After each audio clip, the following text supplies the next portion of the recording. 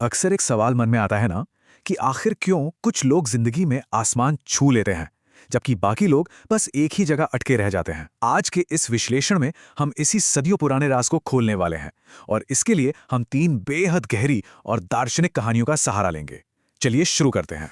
सबसे बड़ा मुद्दा तो यही है कि क्या जिंदगी सच में सिर्फ किस्मत के भरोसे चलती है या फिर सही दिशा में किए गए लगातार कोशिशों से किस्मत का पहिया घुमाया जा सकता है। सदियों से चली आ रही इस बहस का जवाब हमें उन पुरानी कहानियों में मिलता है जो लगातार कर्म करने वालों की जीत दिखाती हैं। तो इस चर्चा में आगे बढ़ते हुए हम प्राचीन ज्ञान से निकले आत्मरूपांतरण के तीन मुख्य स्तंभों को समझेंगे। पहला है माइंडसेट यानी किस्मत बनाम कर्म, दूसरा है एक्शन क्योंकि खाली बैठना पतन है, और तीसरा है डिसिप्लिन यानी मौन की महान शक्ति। चलिए सीधे पहले स्तंभ पर आते हैं, माइंडसेट। किस्मत या कर्म, इस टकराव को समझने के लिए शिवपुर गांव के दो भाइयों राम और श्याम की कहानी बिल्कुल सटीक बैठती है। दोनों का नजरिया बिल्कुल अलग है। एक तरफ राम है जिसका पूरा विश्वास लगातार मेहनत और धैर्य पर है, जो दिन रात खेत में पसीना बहाता है, और दूसरी तरफ श्याम है जो बस काम से बचता रहता है। उसे लगता है कि जो किस्मत में लिखा है वो तो मिल ही जाएगा, तो बस चुपचाप बैठकर अच्छे वक्त का इंतजार करता रहता है। अब यहाँ गुरुजी की सीख बहुत दिलचस्प है।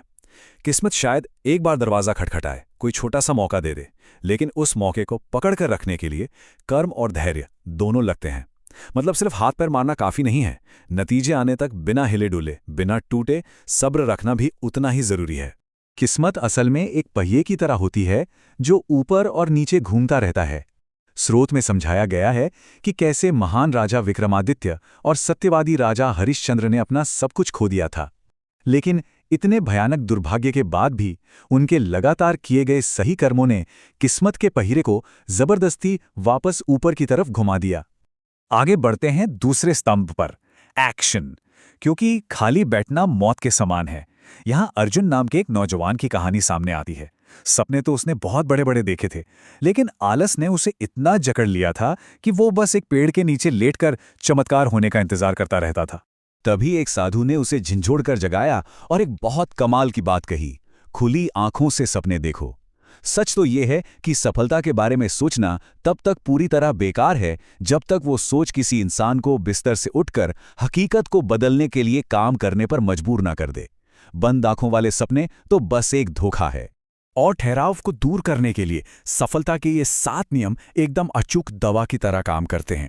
जैसे साधु ने अर्जुन से 100 पत्थर उठवाए और बीज बोने को कहा, ताकि उसे समझ आए कि लगातार काम करते रहने से दिमाग में चलने वाला आलस और शक खुद ब खुद मर जाता है।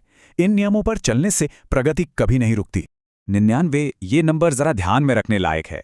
ये रघु नाम के एक मजदूर की कहानी से आता है जो एक विशाल चट्टान पर भारी हथौड़े से 99 बार प्रहार करता है। नतीजा क्या निकला? 0। उसके हाथ कांप रहे थे, पसीना बह रहा था, पर दिलचस्प बात यह है कि वो एक पल के लिए भी रुका नहीं। असली लगन का यही मतलब होता है, प्रक्रिया पर पूरा भरोसा करना, तब भी जब प्रगति थोड़ी सी भी नजर ना आ रही हो। वो चट्टान 100वीं चोट से सिर्फ इसलिए टूटी क्योंकि उससे पहले की उन 99 अदृश्य चोटों ने अंदर ही अंदर उसकी बुनियाद को हिला दिया था। बिना रुके किए गए कर्म का यही प्रभाव होता है जो अचानक सफलता ले आता है। अब चलते हैं तीसरे और आखिरी स्तंभ की तरफ, डिसिप्लिन और मौन यानी चुप्पी की महान शक्ति। इसको अंशुमान की कहानी से समझा जा सकता है। वो जरा सी बात पर आग बबूला हो जाता था, तुरंत बहस में पड़ जाता था, और इस वजह से उसकी जिंदगी में हमेशा तनाव बना रहता था।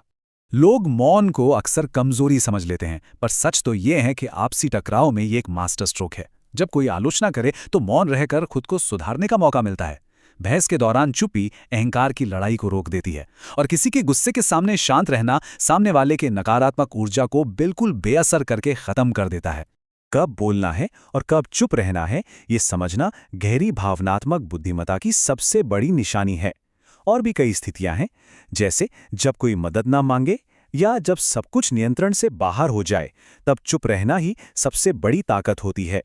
क्योंकि सच का बीज तभी फल फूल सकता है जब सामने वाले का दिमाग उसे स्वीकार करने के लिए खुला हो। ये बात बहुत सटीक बैठती है। जैसे तेल और पानी एक साथ मिलाकर भी कभी एक दूसरे में नहीं घुलते, ठीक वैसे ही मौन धारण करने वाले की आंतरिक शांति बाहर के किसी भी शोर शराबे या उथल पुथल से पूरी तरह अछूती रहती है। चुप्पी आत्मा की वो भाषा है जिसे दुनिया की कोई भी ताकत नष्ट नहीं कर सकती। तो पूरी बात का सार ये है कि सच्चा बदलाव तभी आता है जब ये तीनों स्तंभ एक साथ जुड़ते हैं। किस्मत के इंतजार को छोड़कर कर्म में लग जाना, लगातार एक्शन लेकर ठहराव को तोड़ना और मौन की ताकत से अपने अंदर डिसिप्लिन बनाना, यही खुद को और अपने भाग्य को बदलने का पूरा और असली चक्र है। इस विश्लेषण को खत्म करने से पहले एक बड़ा सवाल ये उठता है, एक वास्तविक और स्थायी बदलाव लाने के लिए आज इन तीनों में से किस स्तंभ पर सबसे पहले काम शुरू करने की जरूरत है? इस पर ठहरकर गहराई से विचार करना बहुत जरूरी है, क्योंकि किस्मत को पलटने का पहला कदम यहीं से तय होगा।